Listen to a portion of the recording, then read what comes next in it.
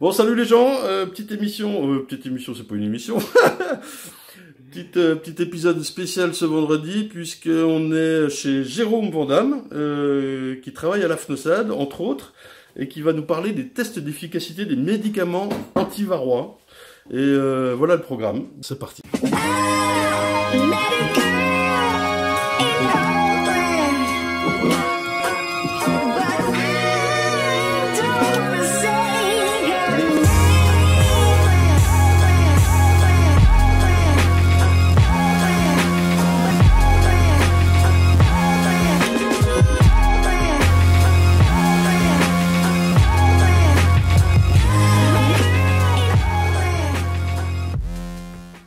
Ben voilà, salut Jérôme, vas-y, je te laisse la parole, ce coup-là c'est toi qui parles. Eh ben, merci Léandre, donc je travaille effectivement à la FNOSAD depuis une dizaine d'années, ouais. Donc comme coordinateur, on est à savoir qu'au niveau de la FNOSAD, on est 3 personnes salariées, donc Michel Faucon qui travaille pour la santé de l'abeille, Florentine Giraud, vétérinaire qui travaille également à la FNOSAD en tant que pour la santé de l'abeille, pour rédiger un certain nombre d'articles, et puis également sur un certain nombre d'actions comme notamment les tests d'efficacité. Et puis toi, alors avant de nous parler de toi, parle-nous de la FNOSAD exactement, redis-nous ce que c'est exactement. Donc la FNOSAD, c'est le terme signifie Fédération nationale des OSAD. Les OSAD, c'est les organisations sanitaires apicoles départementales, donc notamment les GDSA, les sections apicoles de GDS, ou les ASAD aussi, qui sont des associations ou des groupements d'apiculteurs qui cherchent à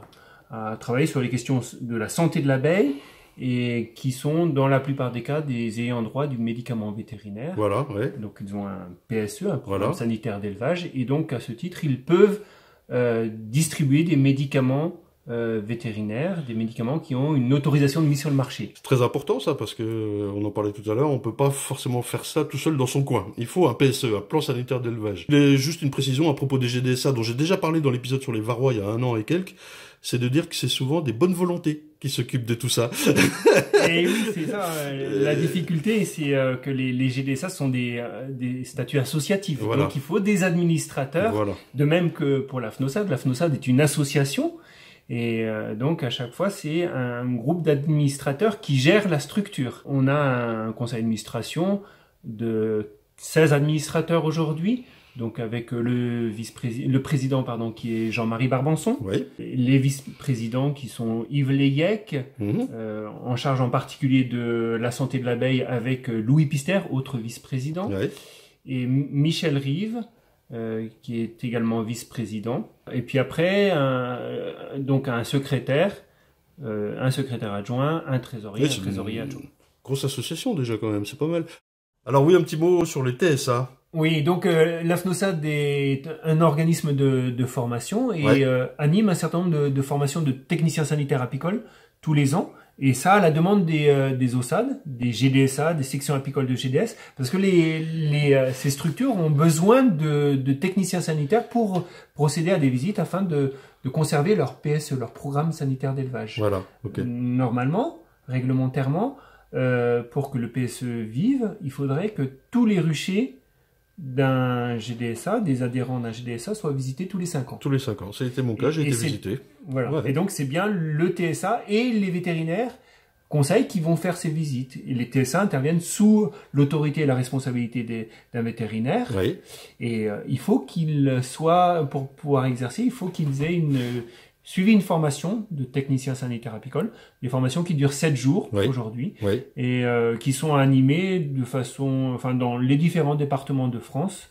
Donc, pour connaître les lieux des formations de TSA, il faut se renseigner auprès des GDSA, des OSAD. Oui, bien sûr, il faut le faire. Et c'est le maillage, en fait, sanitaire de tout ça. Et c'est quand même vachement important par rapport aussi aux futures menaces. Je pense au petit coléoptère de la ruche, à Aetina tumida, aux frelons, où on voit que, là, j'ai des témoignages beaucoup en vidéo de gens qui sont confrontés aux frelons et abandonnés, quoi. Seuls face aux frelons, on va dire ça comme ça. Le varroa, c'est le sujet du jour, mais il faut pas l'oublier. Bref, la réglementation, c'est lourd, d'accord, Mais c'est essentiel, quoi. C'est essentiel, cette réglementation sanitaire. Et puis, parallèlement, ces TSA, ils vont aussi apporter un certain nombre de conseils aux apiculteurs. Et il faut pas fermer sa porte et buter borné, voilà. quoi. Donc, l'objectif, c'est que ça soit un échange. Oui. Dans l'échange, il y a un rappel de la réglementation,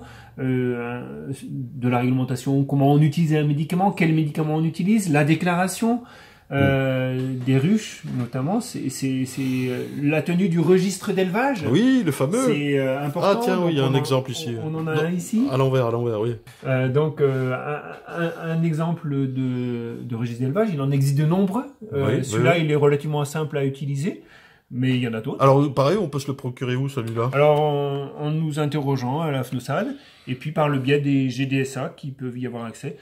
Puis d'autres structures vendent aussi des registres d'élevage. Hein. Ouais, ok. Impeccable.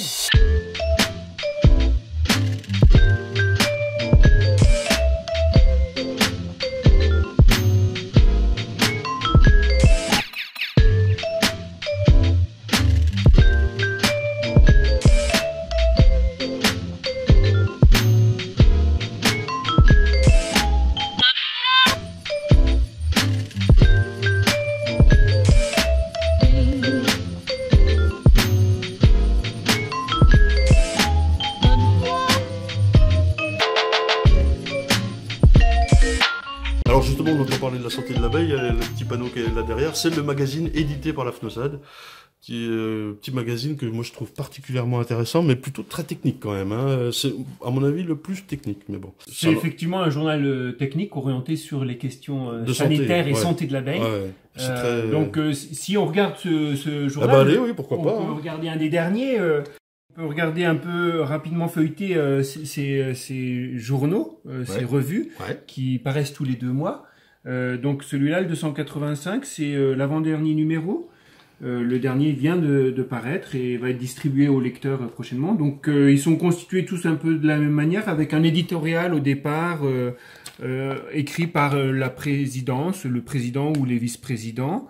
Et puis ensuite une partie intéressante, pratique API, donc sur fond vert, écrit la plupart du temps par Yves Leyec, en l'occurrence là c'est Jean-Marie Barbançon, mais habituellement c'est plutôt Yves Leyec, et qui va présenter les actions à faire dans la ruche en fonction de la saison. Et donc c'est un peu un guide pour les apiculteurs, alors plutôt les petits apiculteurs en général, mais pas que. Oui, pas que, hein, bien sûr. Et ensuite, des articles plus pointus. Alors, on voit de la pub, hein, les gens, bah tant pis, hein, voilà, tant pis. Ah oui, un peu de pub. Bah, faut bien vivre, on tourne vite. On est en donc, 2018. Quand même, c'est important, des informations sur la pharmacie, l'évolution de la pharmacie vétérinaire. Et puis après, des articles, en l'occurrence, sur les médicaments vétérinaires, vous voyez, en particulier, ici, c'est une personne de l'ANSES, Laure Baduel, qui écrit...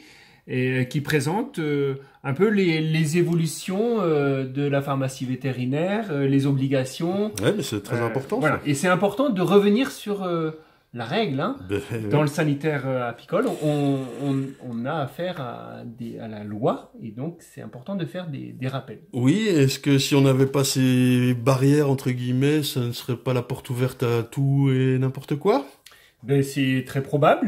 Déjà, il y a un certain nombre de choses qu'on voit qui sont pas très régulières. Et c'est important de revenir sur les lois et pourquoi il y a cette réglementation qui est mise en place. Pourquoi, par exemple, un apiculteur qui veut lutter contre varroa doit utiliser des produits qui ont une autorisation de mise sur le marché. Donc, on fait des rappels et on va contribuer à ce travail sur les médicaments AMM avec les tests d'efficacité dont on va parler. Vous avez compris les gens, il faut utiliser les médicaments avec AMM. Non mais je réfléchis à parler de ça dans, je sais pas encore sous quelle forme en vidéo, mais il y a plein de choses à dire là-dessus. Bref, aujourd'hui on parle de la FNOSAD, de ce qu'elle représente, de ce qu'elle fait, donc c'est pas le sujet, mais on en reviendra plus tard là-dessus. En poursuivant donc le parcours de ce journal, donc des informations aussi importantes comme ici sur la déclaration des ruches, la nécessité de déclarer les ruches et la procédure pour le faire, c'est une information du ministère de l'Agriculture.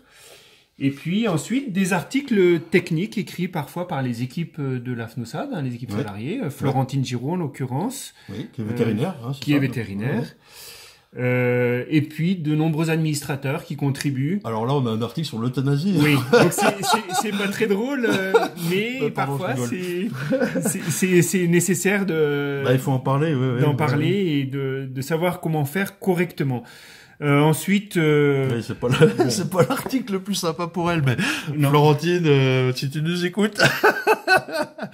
Et autre article qu'on essaye de mettre, c'est des articles de biologie, avec des rédacteurs qu'on aime bien, comme par exemple Janine Kiewitz, qui nous écrit des articles très pointus de biologie de l'abeille, là vous voyez en l'occurrence. Alors c'est qui, pardon, je le connais pas. Janine Kiewitz, c'est une apicultrice qui habite actuellement en Espagne, qui est originaire de Belgique et qui travaille beaucoup sur les questions d'intoxication et de biologie de l'abeille, et qui fait des travaux de synthèse bibliographique très intéressants et très poussés. La cuirasse de nos guerrières. Ok, parfait. Donc voilà pour le petit magazine La Santé de l'abeille. Donc ça, c'est édité par la FNOSAD et tout le monde peut s'abonner. Tout le monde peut s'abonner. Alors après, c'est un outil qui est mis à disposition des OSAD qui sont adhérentes à la FNOSAD. Donc les adhérents de ces OSAD qui sont adhérents à la FNOSAD ont des tarifs préférentiels. Donc pour l'abonnement, on peut voir la dernière page. Et donc il y a un site internet où je peux mettre un lien là sous la vidéo ou quoi? Il y a un site internet La Santé de l'abeille. Je mettrai ça sous la vidéo, les gens. Comme ça, vous pourrez aller voir si ça vous intéresse.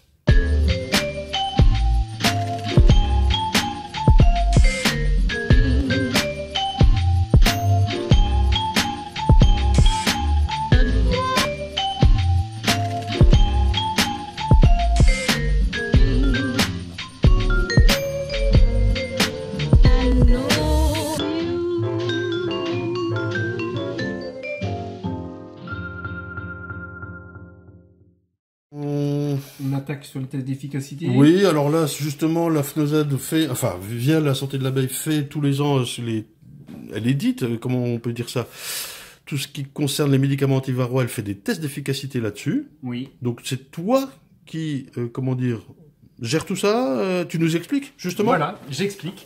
Donc, ça, c'est un travail d'équipe, Donc, on implique plusieurs personnes importantes pour ces tests d'efficacité. Déjà, pour la définition du protocole de test d'efficacité, pour arriver à bien mesurer de façon régulière si le médicament est efficace ou pas. Donc sont impliqués Florentine et moi principalement pour définir ce protocole. Et après, on travaille en concertation avec les fabricants de médicaments pour vérifier qu'on fait pas d'impair, qu'on commet pas d'impair. Ok.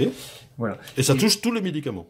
Et ça touche. Alors après, suivant les années, on va tester un médicament ou un autre. Alors, depuis le début, on a démarré ces tests d'efficacité en 2007. D'accord. Donc, ça fait un peu plus de 10 ans. Et au départ, on travaillait principalement sur Apivar, puis Apistan. Oui. C'était les principaux médicaments les plus utilisés à l'époque, qui sont d'ailleurs toujours encore beaucoup utilisés, en particulier pour le premier.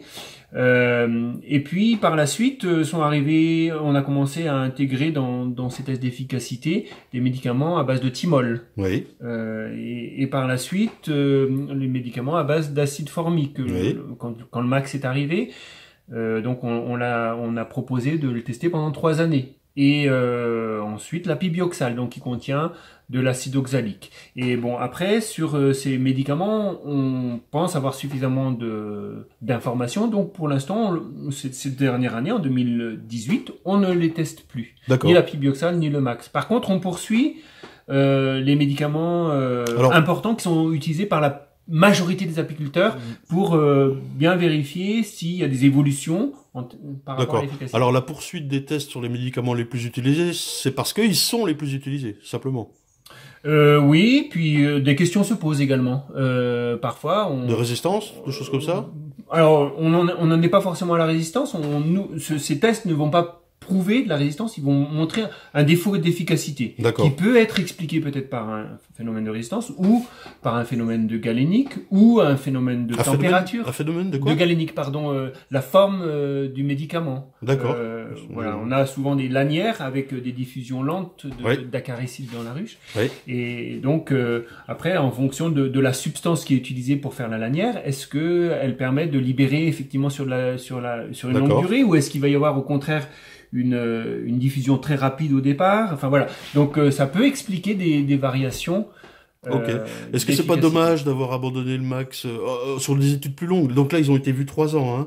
Max et apibioxal. Est-ce que c'est pas dommage de pas continuer? Ça engendre des coûts aussi, peut-être, non? De l'énergie, des coûts et tout ça? Ça engendre surtout beaucoup d'énergie. Beaucoup d'énergie. Il faut des volontaires, quoi. Il faut des volontaires. Alors, vous verrez dans les résultats qu'on a, on travaille sur un nombre, vous voyez, là, sur les résultats de 2017, on voit que la carte de France, il y a un peu de vert, mais il y a beaucoup de trous. Il y a très peu de départements, finalement, qui contribuent. En gros, chaque année, on a 17 départements, 17 OSAD, GDSA, la plupart du temps, ou section apicole de GDS, qui contribuent. C'est relativement peu, et on a des résultats sur 200, 300 colonies en moyenne. Et alors, plus on a de médicaments, moins on a de colonies par médicament. Oui, et donc, moins le résultat est solide. Il faut qu'il y ait plus de participation, quoi. Il faudrait qu'il y ait plus de participation. Parce que, de toute façon, donc c'est le protocole, on va peut-être en parler un peu plus, ce sont des apiculteurs qui font ça, et qui te transmettent les résultats, quoi.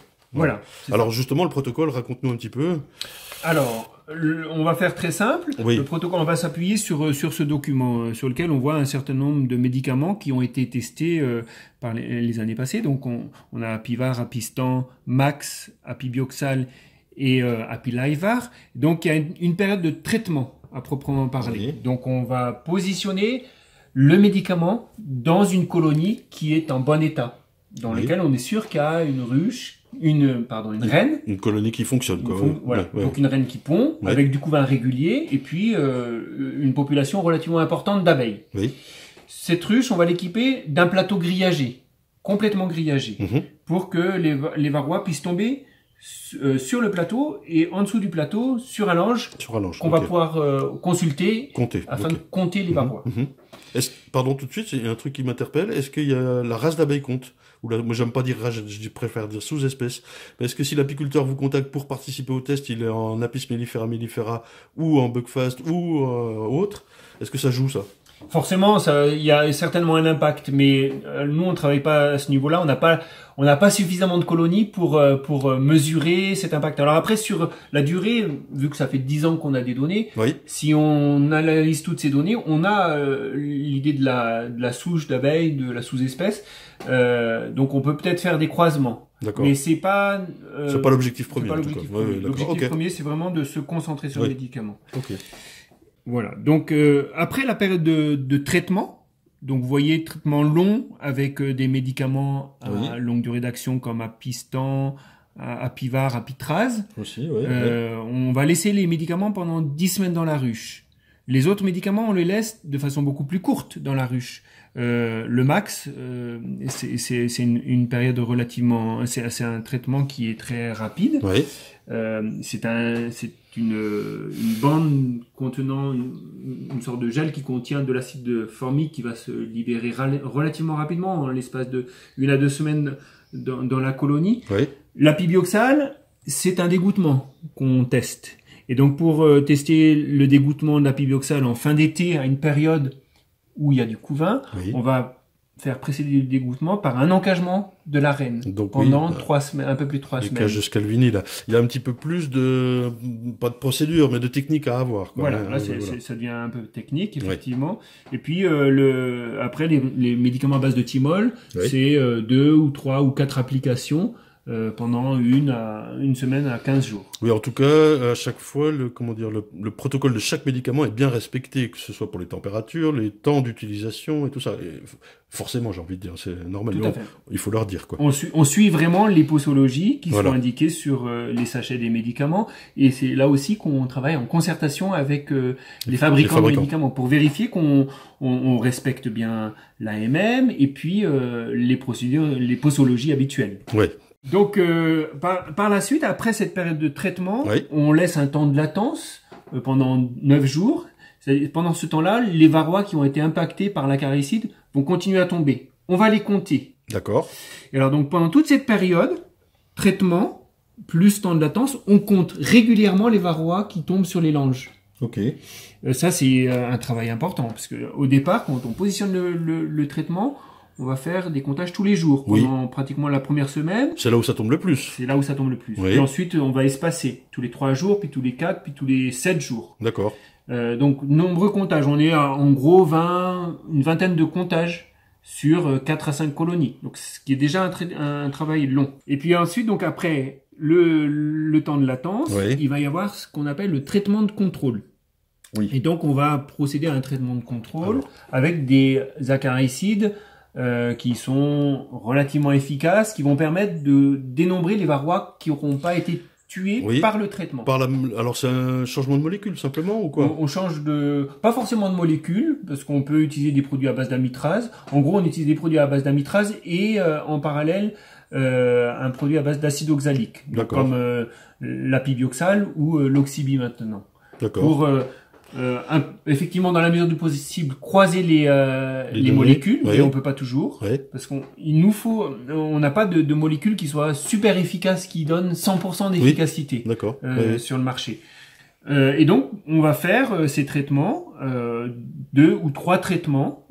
Il y en a 2 obligatoires, et puis un troisième à partir d'acide oxalique qui est facultatif, fortement recommandé dans le cas de l'apitrase et de l'apivar, pour croiser les molécules. Pour avoir une molécule différente et voir ce qui tombe encore, quoi. Et du coup, on va calculer à la fois là on aura les nombres de varrois qui tombent, et donc c'est des varrois qu'on dit résiduels. Oui, résiduels. Des varrois qui ne seront pas tombés pendant le traitement. Qui n'ont pas été impactés par le traitement principal, si j'ose dire. Oui, d'accord. Voilà. Et donc, on a comme ça, alors je vais peut-être faire un petit schéma. Un petit schéma. Allez, je peux venir. Oui, ou tu arrives à dessiner vers moi, ça marche. Ouais, ou je me mets à côté de toi. Allez. Donc, si on reprend ce schéma, on a donc le traitement. Et donc, on va avoir les varrois tués par le traitement. Oui. Et puis ensuite, la période de latence, le temps de latence, c'est également, on considère que ce sont des varrois tués par le traitement. Et le traitement de contrôle. Et donc, ce sont ce qu'on appelle les varrois résiduels. Ouais, ok. Et donc, on va calculer à partir de ça le pourcentage d'efficacité. Le pourcentage d'efficacité, c'est le nombre de varrois tués sur le nombre de varrois totaux. D'accord. Okay. Donc, hypothèse, on a 950 varrois qui sont tués. Oui. Et on en a au total 1000, c'est-à-dire il y a 50 varrois résiduels. Donc, on a une efficacité de 950 sur 1000. Ça fait 95% d'efficacité. Ok, très bien. Et donc ça, c'est un point important. C'est sûr, oui. Et puis, la deuxième chose, c'est qu'on a ici, en l'occurrence, on a 50 varrois résiduels. Oui. Et ça, c'est 2 informations qui sont importantes. La première, elle est réglementaire. Un médicament, il doit avoir une certaine efficacité. Quand on regarde les guides européens du médicament vétérinaire, un médicament, un acaricide pour lutter contre varroa, un acaricide de synthèse, comme apitrase, apistan ou apivar, il doit dépasser 95% d'efficacité. Ah, il doit dépasser. Oui. D'accord. Et un médicament avec une substance d'origine naturelle, les autres médicaments, donc Apilaivar, tous les médicaments à base de thymol, les médicaments à base d'acide oxalique et d'acide formique, il faut qu'ils atteignent 90% d'efficacité. Ok. Est-ce que... Voilà, donc ça, c'est un premier point qu'on mesure. On vérifie qu'on est en phase avec cet aspect-là. Oui. Et puis, la deuxième chose, qui n'est pas suivie par rapport à l'AMM, mais qui est une information importante par rapport à l'apiculteur, c'est le nombre de varrois résiduels. Un apiculteur, en général, il va chercher à avoir un nombre de varrois résiduels le plus bas possible, si possible inférieur à 50 varrois résiduels. C'est une valeur... que les apiculteurs ont en tête en général. On entend ça partout. Oui. Voilà, parce que 50 varrois résiduels, si on regarde le cycle de développement du varroa, les périodes où il y a peu de développement et les périodes où il y a beaucoup de développement, si on regarde 50 varrois avant l'hivernage, oui. Ça donnera peut-être 1500 varrois à peu près l'été suivant, donc au moment du contrôle. 1500 varrois, c'est un seuil qui est à peu près... Entre guillemets, acceptable. Acceptable, oui, oui. À peu près. Ok.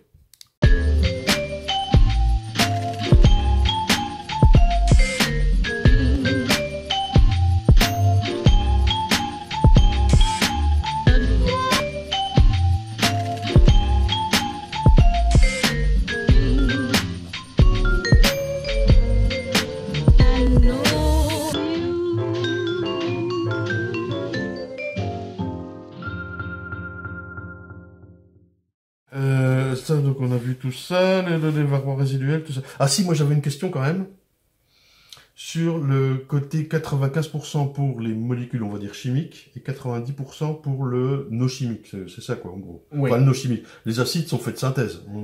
Bien qu'ils existent dans la nature, ils sont aussi faits chimiquement. Voilà, on pourrait peut-être dire que c'est des molécules qu'on trouve naturellement dans le miel, hein, l'acide oxalique par exemple. Ouais. Ok. Alors, le coût des 95 et 90%, pourquoi ? Et est-ce que ça inclut le fait que tous ceux qui ne souhaitent pas traiter avec l'amitrase ou le tofluvalinate sont condamnés à toujours avoir plus de varrois? Enfin, je veux dire, c'est pourquoi 95 pour la chimie et 90 pour les acides? En fait, alors là c'est une question complexe et je suis pas sûr de y répondre correctement. Il faudrait plus demander, je pense, à des gens spécialisés dans le médicament. Mais en tout cas, les médicaments à base de substances naturelles entre guillemets, comme l'acide oxalique, l'acide formique et le thymol, permettent de faire une apiculture bio. De respecter le règlement, le cahier des charges bio. Et bon, ce sont des produits, on le sait, qui sont moins efficaces et ça implique en général un traitement complémentaire. Plus de technique alors. Ouais. Et plus de technique, oui, okay. C'est vrai. Bon, moi ça me convient comme réponse. Non mais c'est vrai, c'est ce que je pensais aussi, mais je me mets à la place des gens et moi aussi je m'interroge là-dessus. Évidemment, je ferai avec les lanières et j'ai 50 colonies. Comment voulez-vous que je fasse? Je peux pas. Enfin, je sais qu'il y en a qui le font. J'aimerais bien aller filmer d'ailleurs des apis pro en bio qui en cachent toutes les reines, qui font un boulot de dingue. Moi, j'avoue, là, j'ai déjà du mal à. je sais pas comment je pourrais faire quoi. Mais ça m'interroge. Il faut pas croire que je fais ça parce que. Enfin, bref, moi ça me pose vachement de questions quoi. Et c'en est une aussi, 95%, 90%. Moi, voilà, je m'interroge à la place des gens aussi quoi. Voilà, tout à fait. Alors là, on va passer justement aux résultats. Oui, voilà. Les résultats, c'est intéressant de les présenter. Donc, je vais m'appuyer sur le dernier Santé de l'abeille. Ouais. Alors voilà. Le 285, dans lequel vous retrouverez ces infos. Et je vais regarder d'abord. Présenter ces camemberts. Alors, vous voyez, rouge et vert, c'est rouge, c'est critique, vert, ça passe. Alors, on a d'un côté, on a le pourcentage d'efficacité, et puis à côté, on a les varrois résiduels. Donc, pourcentage d'efficacité, quand on a un produit contenant par exemple la pivar ou la pitrase ou la piston, quand on est rouge, c'est qu'on est à moins de 95% d'efficacité. D'accord. Et vert, on est passé à 95% et au-delà. Ok. Et puis, la même chose par rapport aux varrois résiduels. Donc, c'est deux informations qui nous paraissent importantes à présenter. Alors là, on a pour le premier produit. Alors attends, parce que montre-nous les produits, mais on va présenter les autres médicaments. Okay. Donc, on doit voir en haut, ici, on a la pitrase, la piston et l'apibioxal. Donc, c'était les 4 médicaments testés en 2017. D'accord. Ok, il faut remonter un petit peu sur les anciens magazines des autres années pour avoir les autres données, sur le max et tout ça. Oui, exactement. Okay.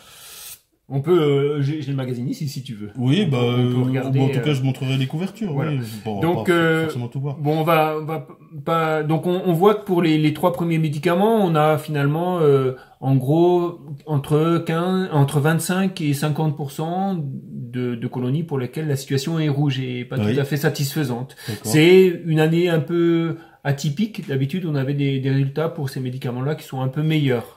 Ça fait rebondir tout de suite. Est-ce qu'il y a des années de forte infestation de varrois et l'année suivante un peu moins ou quoi? Oui, tout à fait. Alors on a des années avec des infestations nettement plus fortes et on peut le voir également dans cet article.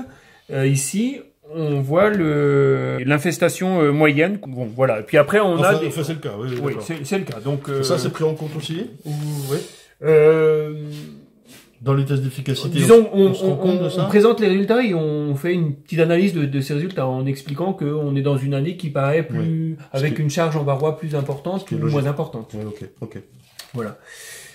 Et donc, forcément, les pourcentages d'efficacité, ils sont impliqués sur ce niveau d'infestation, plus ou moins fort. Tout est lié. Voilà. Ensuite, donc, on regarde l'apibioxal, donc, qu'on a testé cette année. On a des résultats qui sont plutôt satisfaisants. Mais, attention. Avec l'encagement de la reine. On est dans l'encagement de la reine. Et donc, une durée de pendant 23 jours. 23 jours. Et donc, avec une technicité importante. Il faut retrouver la reine, l'encager et ouvrir la cage avant de procéder au dégoûtement.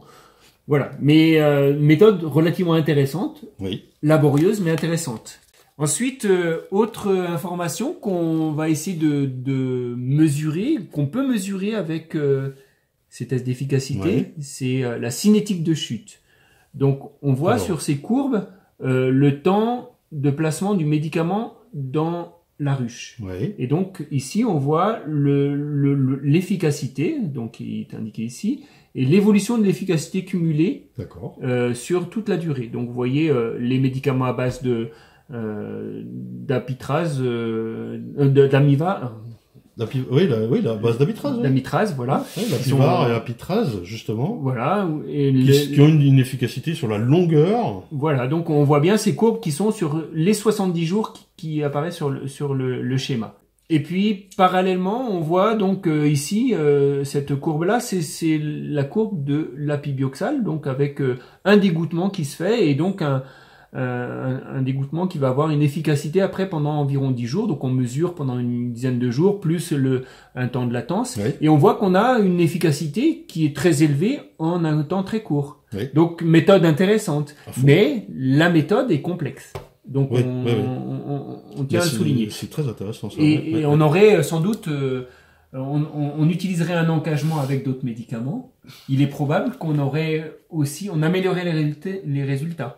Puisqu'on aurait plus de varroa phorétique. Oui, alors avec un autre médicament, style à base d'amitrase? Par exemple, forcément. Mais alors comme c'est dans la longueur, il faudra encager la reine beaucoup plus longtemps.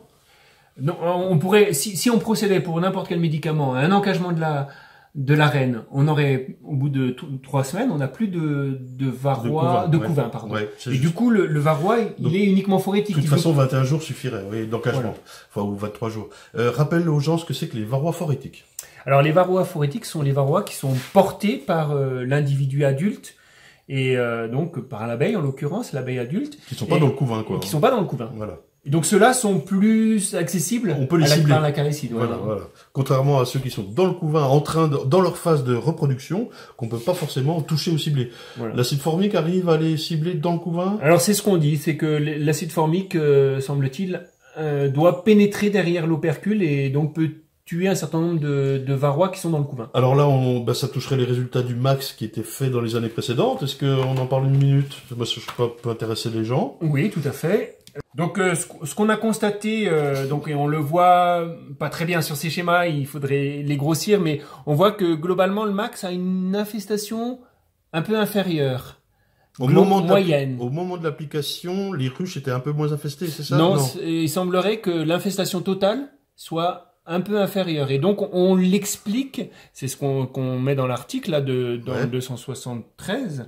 On l'explique peut-être par le fait que l'acide formique tue des varrois dans l'opercule et donc dans le couvain, derrière l'opercule, et du coup, il y a moins de multiplication des varrois. Enfin, c'est une hypothèse à vérifier. D'accord, c'est pas prouvé encore, ça. En tout cas, nous, on n'est pas en mesure de le prouver. Il faudrait faire un travail de laboratoire beaucoup plus fourni. Ok.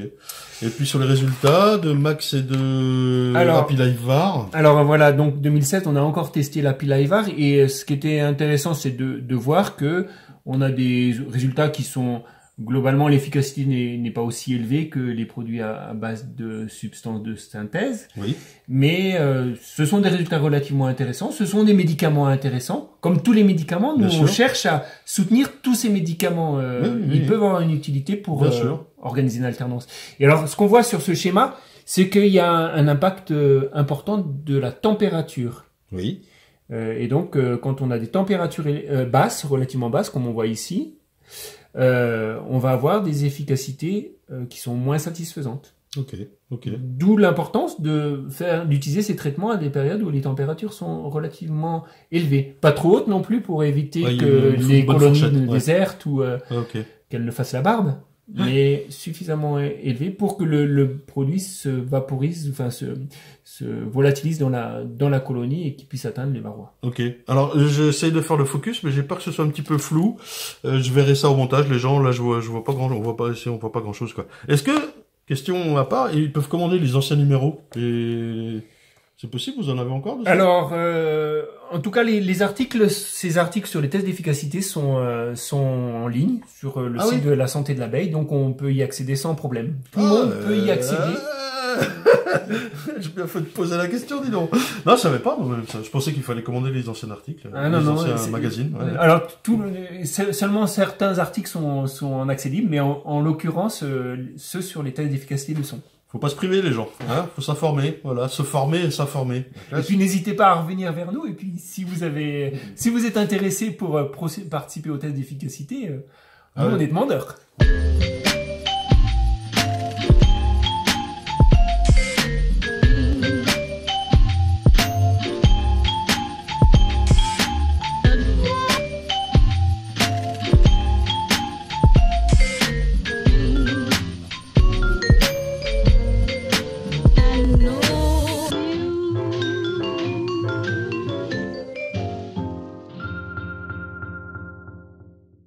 Non, ben voilà, on a à peu près tout dit. Hop là, je suis là. On a à peu près tout dit sur ces tests d'efficacité. Enfin, à peu près tout dit. Voilà, il y a très long à dire en fait. Hein, il faut aller voir dans les magazines et donc sur le site internet aussi. Une manière de conclure serait de dire qu'il faut être vigilant, observateur. Voilà. Faire gaffe à ce qui se passe dans nos colonies, quoi. Hein. Tout à fait. Je crois que c'est le rôle de l'apiculteur et d'être vigilant, d'observer. Et effectivement, on se rend compte que l'apiculture devient de plus en plus technique. Et donc, il faut que l'apiculteur il se forme à ces techniques de comptage des varrois, d'observation des varrois, d'utilisation de petits outils d'aide à la décision. Et puis, très important de réaliser un traitement à la bonne période et de façon efficace en contrôlant son efficacité dans la mesure du possible. Oui, je crois que le contrôle d'après-traitement est très important quand même. Hein. Oui, c'est parce qu'on se rend pas compte. Hein. Voilà, certains médicaments impliquent des traitements complémentaires en période hors couvain, par exemple. Oui. Ça me fait penser, on était à la conclusion là, mais est-ce qu'on a parlé de tous les médicaments? À peu près oui, et on n'a pas parlé de Varromed. Tiens, ça me fait penser. Est-ce que vous allez faire des tests là-dessus? Alors le Varromed qui a une autorisation de mise sur le marché relativement récente. Toute récente, oui. Toute récente. Cette année, on teste l'efficacité en période estivale, effectivement. Donc c'est en train d'être testé là. C'est en cours. D'accord. Donc on présentera les résultats sans doute dans le numéro 291 probablement. Alors j'avoue que moi j'ai pris les lanières habituelles à mon GDSA là et j'ai également acheté 4 flacons de Varromed.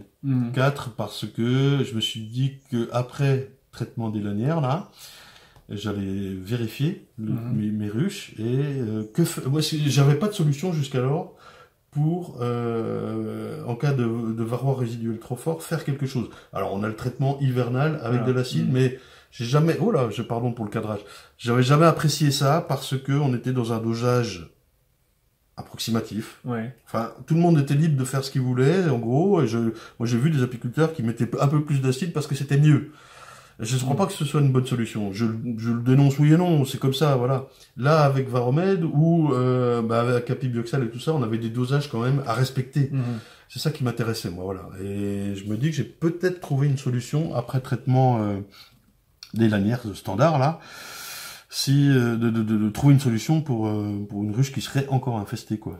Tout à fait. Mais alors après, ça mériterait effectivement de faire un test d'efficacité, justement, mais c'est pour ça que j'attends ça, là. Qu'est-ce que vous faites? J'attends ça, là.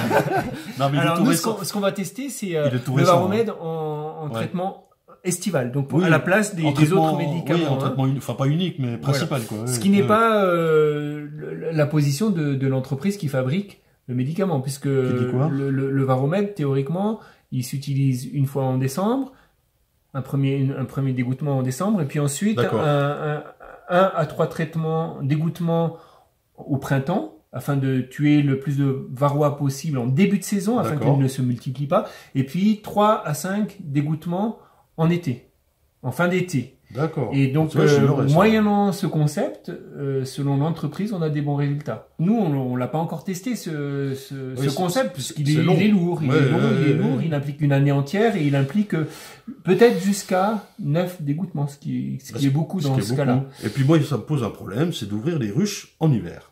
C'est quelque chose que je ne fais pas. Je me refuse de le faire, ça décolle la propolis et tout ça. Je suis gêné par ça, quoi. Alors, je me trompe peut-être, hein, mais pour l'instant, je l'ai jamais fait, j'ai peu de mortalité. Bon. Effectivement, il faut, dans la mesure du possible, l'éviter, mais, effectivement, si on a une forte infestation, après, et qu'on détecte des colonies qui sont relativement infestées après traitement, sans doute qu'il est préférable d'ouvrir la ruche. Oui, il vaut mieux le faire que de perdre la ruche, oui, oui, c'est sûr. Et puis faire un dégouttement avec un médicament à base d'acide oxalique. Ouais. Ok. On a tout dit? Je pense qu'on a dit pas mal de choses. C'était long. Jamais tout, mais en tout cas, il y a énormément de détails dans les articles qui sont sur la santé de l'abeille, en ligne. Donc sur le 285, les 279 notamment, vous pouvez y accéder assez facilement. Tu les connais par cœur, nous. Bon, voilà, on s'arrête là-dessus, les gens. Je sais pas quelle durée ça fera, mais bon, il y a beaucoup d'infos. C'était pour vous présenter surtout, voilà, j'en ai un au hasard, là, le septembre-octobre 2017. La santé de l'abeille, vous pouvez aller consulter, vous pouvez vous abonner. Un énorme merci, Jérôme. Eh ben, un grand merci pour ton déplacement. De nous avoir reçus chez toi, quoi. Je veux dire, carrément, merci, quoi. Et puis, s'il y a des applis ou quoi, ou des témoignages qui veulent participer, là, en vidéo, à une saison des abeilles, moi, je me déplace. Je viens filmer chez vous, les gens. Appelez-moi. Et si vous êtes intéressé pour contribuer au test d'efficacité, appelez-moi. Merci, ciao.